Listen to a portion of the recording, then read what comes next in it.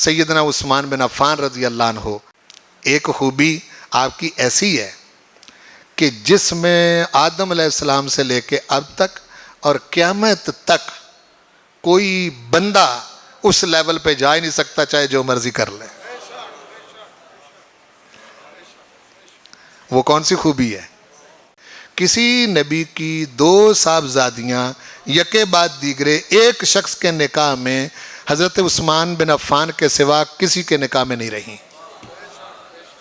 اور یہی نہیں، اتنی بات ہی نہیں، جس وقت حضرت رقیہ کا وصال ہوا غزوہ بدر کے بعد، پھر اس کے بعد تھوڑے عرصے بعد حضرت ام کلثوم کا رضی اللہ عنہا کا بھی وصال ہو گیا، تو رسول کریم صلی اللہ علیہ وسلم نے غمگین دیکھا، فرمایا عثمان میں تمہیں غمگین نہیں دیکھ سکتا، میں نے اپنی 2 بیٹیاں یکے بعد دیگرے تمہارے نکاح میں دی ہیں، اگر میری 40 بیٹیاں ہوتیں تو میں یکے بعد دیگرے تمہارے نکاح میں دے دیتا۔ اور بھائی جب آپ رشتے کرتے ہیں اپنی بیٹیوں کے تو ایسے بندے کو دے دیتے ہیں جس سے ناراض ہوتے ہیں؟ جس وقت رشتے کرتے ہیں اس وقت تو بہت کچھ دیکھتے ہیں یا نہیں دیکھتے؟ بس لوگوں سے پوچھتے پچھاتے بھی ہیں نا، ہاں جی، خاندان کس طرح کا ہے، لوگ کیسے ہیں، بچہ کیا کرتا ہے، اخلاق اس کا کیا ہے، یہ کرتا کیا ہے، کوئی چھان پھٹک کرتے ہیں یا ویسے ہی کرتے ہیں؟ سارا کچھ کرنے کہ یہ جو پیغمبر کہہ رہے ہیں، اور پیغمبر بھی پیغمبروں کا پیغمبر ہے، یعنی نبی بھی نبیوں کا نبی، رسول بھی رسولوں کا رسول، وہ کہہ رہے ہیں کہ عثمان 40 بیٹیاں بھی ہوتی تو یکے بعد دیگرے تیرے نکاح میں دے دیتا۔ کتنے خوش تھے حضور، بولو نا، کتنے خوش تھے حضور۔ اور یاد رکھیں، یہ جو لوگ کہتے ہیں نا اللہ کو راضی کرنا بڑا آسان ہے، یہ اتنا آسان کام نہیں ہے۔ اب بعض اوقات نا کوئی قوالیاں کرتے ہیں، کہتے ہیں جی 2 نفل پڑھو تو رب من جاندہ، ایسے نہیں۔ میں ایک گر بتاتا ہوں آپ کو اللہ کو راضی کرنے کا، اور یہ نچوڑ ہے پورے قرآن پاک کا جو میں بات کرنے لگا ہوں۔ اللہ کے راضی ہونے کی ایک ہی شرط ہے، صرف ایک، یاد کر لیں میری بات، اللہ کے راضی ہونے کی، بولو، ایک ہی شرط ہے، پھر بولیں، اللہ کے راضی ہونے کی ایک ہی شرط ہے کہ اس بندے پر اس وقت کا، جس وقت میں وہ بندہ موجود ہے اس وقت کا نبی راضی ہو۔ خود وہ فیصلے نہیں کرتا، جب کسی نبی کو بھیج دیتا ہے پھر نبی سے پوچھتا ہے، بولو، پھر نبی سے پوچھتا ہے کہ یہ جو تمہارے ارد گرد ہیں ان پر راضی ہو، ان پر راضی ہو۔ اگر نبی کہہ دے کہ راضی ہیں تو پھر اللہ کہتا ہے میں بھی راضی ہوں، اور اگر نبی کہے کہ میں راضی نہیں ہوں، جیسا کہ کہا نبیوں نے، نوح علیہ السلام نے کہا میں نہیں راضی، موسیٰ علیہ السلام نے کہا میں نہیں راضی، انہوں نے کہا یا اللہ فیصلہ کر دے، فَفْرُقْ بَيْنَنَا وَبَيْنَ الْقَوْمِ الْفَاسِقِينَ، نہیں مانا انہوں نے ہماری بات کو، یہ ہمارے قریب نہیں آئے، انہوں نے پروردگار تیرا پیغام جو ہم ان تک پہنچا رہے تھے انہوں نے نہیں سمجھا۔ اور خود نوح علیہ السلام کے الفاظ موجود ہیں قرآن مجید، لا تذر علی الارض من الکافرین دیارا، سورہ نور پڑھ کے دیکھیں، پروردگار روئے زمین پر جس نے مجھے نہیں نہ مانا، جس نے مجھے نہیں مانا، نوح علیہ السلام کہہ رہے ہیں پروردگار جس نے مجھے نہیں مانا روئے زمین پر ایک بندہ بھی نہیں چھوڑنا، یہ پیغمبر کہہ رہے ہیں، لا تذر علی الارض، روئے زمین پر کوئی بندہ نہیں چھوڑنا، یہ منکر جتنے بھی ہیں سب مٹا دے۔ ارشاد فرمایا چلو پھر ٹھیک ہے، اگر تمہارا یہ فیصلہ ہے تو ٹھیک ہے۔ یہ کہا پروردگار نے کہ نوح علیہ السلام کیا بات کر رہے ہو، کب سے مخلوق چلی ہوئی ہے، تمہارے کہنے پر سب کو مار دیں، تو میں تو رب العالمین ہوں نا۔ بولو کوئی اس طرح کی کوئی بات ہوئی؟ بھئی جس وقت نوح علیہ السلام تھے اس وقت رب العالمین کوئی اور تھا؟ وہ جن کو مارنا ہے، جن کو ڈبونا ہے، جن کو غرق کرنا ہے، ان کا رب کون ہے؟ او بولو بابا، یہ بات قریب ہو کے سمجھے، میرے ذہن کے قریب ہو کے سمجھے. میں آپ کو کیا سمجھانا چاہ رہا ہوں؟ بھائی رب العالمین تو وہ ہے نا، اس وقت بھی ہے. تو کہا اس نے کہ نوح علیہ السلام یہ کیا کہہ رہے ہو؟ لا تذر علی الارض من الکافرین دیارا، سب کو ختم کر دیں، یعنی سارا نظام ہی تلپٹ کر دیں، پوری روئے زمین سے سسٹم ہی ختم کر دیں؟ نہیں کہا. فرمایا ٹھیک ہے، اگر تم کہہ رہے ہو تو ٹھیک ہے، صفایا کر دیتے. اور صفایا ہوا کہ نہیں ہوا؟ یہ تو آپ احسان حضور کا نہیں دے سکتے کہ حضور نے چاہا نہیں ہے.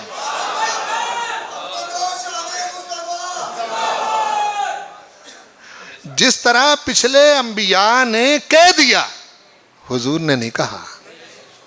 بلکہ حضور علیہ السلام نے ایک موقع پر ارشاد فرمایا، ہر نبی کو اللہ پاک نے ایک دعا دی، وہ نبی مانگ چکے، وہ نبی مانگ چکے، میں نے سنبھال کے رکھی ہوئی ہے. میں نے وہ دعا سنبھال کے رکھی ہوئی ہے. کن کے لیے؟ کن کے لیے سنبھال کے رکھی ہوئی ہے؟ تو سیدنا عثمان بن عفان رضی اللہ عنہ یہ جو پیغمبر کہہ رہے ہیں، اور پیغمبر بھی پیغمبروں کا پیغمبر ہے، یعنی نبی بھی نبیوں کا نبی، رسول بھی رسولوں کا رسول. وہ کہہ رہے ہیں کہ عثمان 40 بیٹیاں بھی ہوتی تو یک کے بعد دیگرے تیرے نکاح میں دے دیتا. کتنے خوش تھے حضور؟ بولو نا، کتنے خوش تھے حضور؟ اس کا ایک موقع پر حضور نے فرمایا، انی رازن لابی بکر، انی رازن لعمر، انی رازن لعثمان، انی رازن لعلی. میں ابو بکر پر راضی ہوں، میں عمر پر راضی ہوں، میں عثمان پر راضی ہوں، میں علی پر راضی ہوں. یہ حضور نے فرمایا. تو یہ جو ارد گرد شرارتیں کرتے ہیں نفس اور شیطان کے پجاری، کہ حضرت فاطمہ تو زہرا رضی اللہ عنہ ناراض تھیں ان سے. حضرت فاطمہ تو زہرا رضی اللہ عنہ کو نہیں پتا تھا کہ میرے باپ راضی ہیں. نہیں سمجھے میری بات کو؟ یہ شیطان ہے جو شرارتیں کرتے ہیں، ان کو بہت پتا تھا. اور پھر دو موقعوں پر سیدنا عثمان غنی موجود نہیں. اس موقع پر سیدنا عثمان بن عفان رضی اللہ عنہ موجود نہیں، لیکن حضور علیہ السلام نے ان کی موجودگی کو محسوس کروایا. دو موقعوں پر. ایک بدر کے موقع پر، جس وقت بدر کے میدان میں موجود نہیں تھے. وجہ حضرت رقیہ بیمار تھیں، حضور کی صاحبزادی. تو آپ نے فرمایا کہ تم ان کی تیمارداری کرو، تم میدان جنگ میں ہی ہو. سخت تعلیل تھی، اس کے فوراً بعد ان کا انتقال ہو گیا.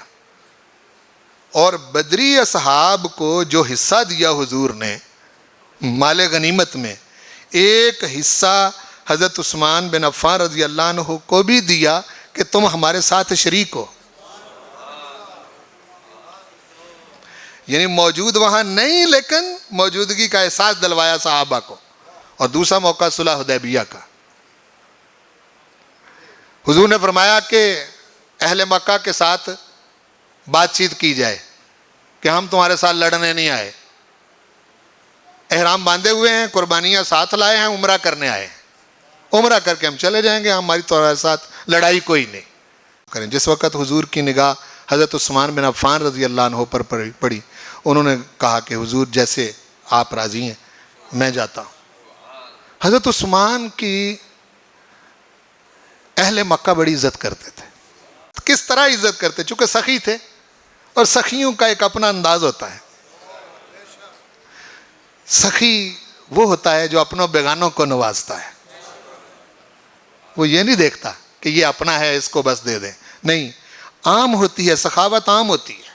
بلکہ مکے میں ماؤں کی جو لوری ہوتی تھی، وہ لوری یہ تھی کہ سو جا میرے پیارے بیٹے، میرے لال، میں تو اسے ایسے محبت کرتی ہوں جیسے قریش عثمان سے محبت کرتے ہیں۔ غور فرمایا؟ تو آپ نے کہا کہ جی آپ چلے گئے تو بیت اللہ شریف کے پاس آپ کا چچا زاد وہ کہنے لگا کیسے آئے ہو؟ کہنے لگے جی یوں ہے، حضور نے یہ فرمایا ہے کہ ہم عمرہ کرنے آئے ہیں، احرام ہم نے باندھے ہوئے ہیں، قربانیاں لائے ہیں، ہم عمرہ کر کے چلے جائیں گے، لڑائی کا ہمارا کوئی ارادہ نہیں۔ انہوں نے کہا یہ نہیں ہوگا، تم آئے ہو بیت اللہ شریف کا طواف کر لو، عمرہ کر لو، اور یہاں عبادت جو کچھ تم نے کرنی ہے کر۔ آپ کے پاس جو کپڑا تھا، کپڑا وہ سیدنا عثمان بن عفان نے بیت اللہ شریف کی طرف ایسے کر کے منہ دوسری طرف کر لیا۔ کہنے لگے تم کہتے ہو عمرہ کرنے کی بات، میں تو بیت اللہ شریف کو دیکھوں بھی نہ جب تک میرا محبوب نہ دیکھے۔ کیسا ہی مزیدار ایمان ہے۔ وہ بیت اللہ شریف کوئی معمولی جگہ نہیں ہے، لیکن ایمان چیک کریں نا، بولا نا جی، وہ ایمان تو ایسا ہو سکتا تھا کہ 7 چکر لگا لیتے، مقام ابراہیم کے پیچھے نفل پڑھ لیتے، صفا مروہ کی سعی کرتے، حلق کرواتے اور چلو جی عمرہ۔ باقیوں کا نہیں ہوا، مجھے تو موقع مل گیا ہے بڑی سعادت والی۔ جو حضور مدینے سے ان کو لے کے آئے ہیں، حضرت عثمان بن عفان کو نہیں پتا کہ اتنا سفر کر کے اتنی مشکلات برداشت کر کے مکے کیوں آئے ہیں؟ نہیں پایا آپ نے میری بات کو۔ ان کو تو موقع مل رہا تھا کہ نہیں مل رہا تھا؟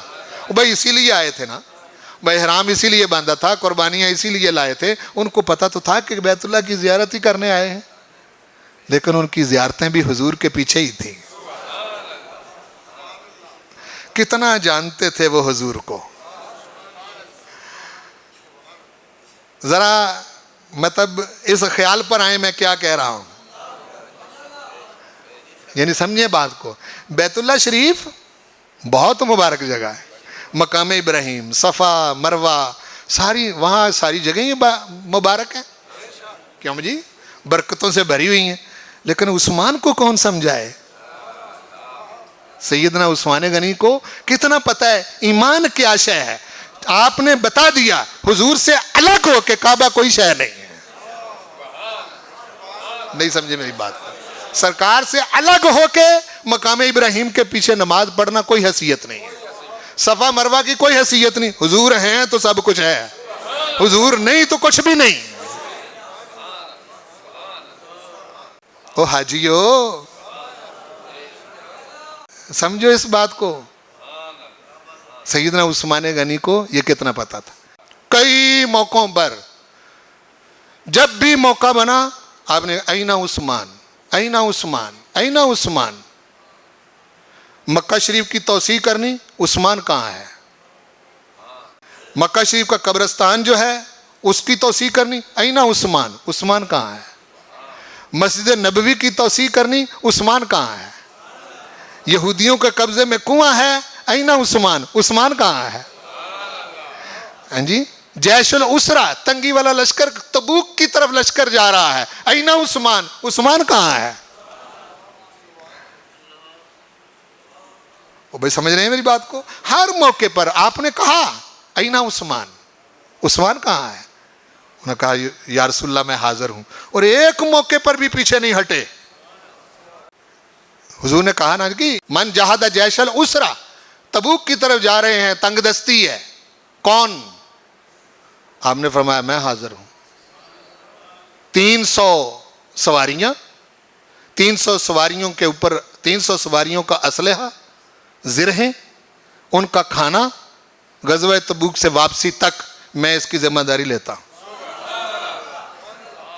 یہ ایک طرف بیٹھ کے یہ بات کی۔ پھر آپ نے دوسری مرتبہ کہا، پھر کوئی نہیں اٹھا، پھر آپ سامنے آ گئے، میں حاضر ہوں۔ آپ نے کہا 600 کی میں ذمہ داری لیتا ہوں۔ پھر تیسری مرتبہ آپ نے پھر پوچھا، پھر کوئی نہیں اٹھا، پھر بائیں طرف سے آ کے آپ نے کہا میں 1000 سواریوں کی ذمہ داری لیتا ہوں۔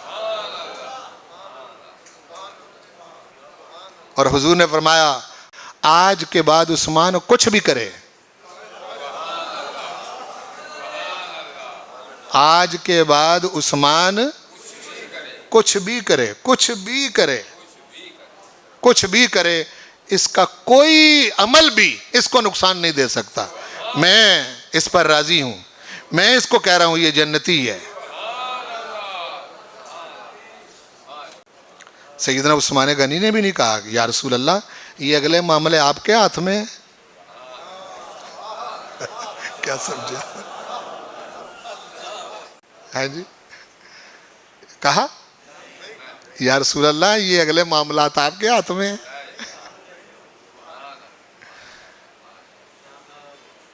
کیا سمجھاؤں میں آپ کو؟